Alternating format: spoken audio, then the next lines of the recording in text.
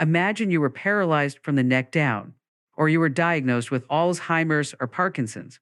Maybe you woke up in incredible pain or completely blind.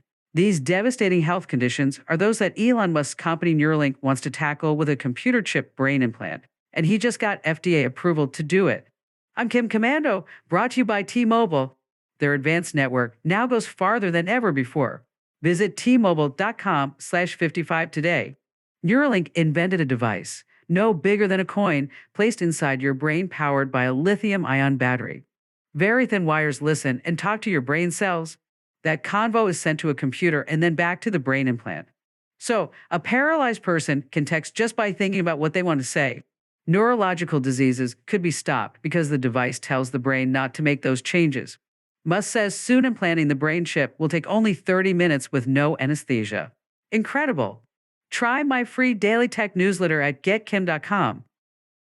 Join over 400,000 folks that get my free newsletters. You're going to love them. Komando.com/subscribe.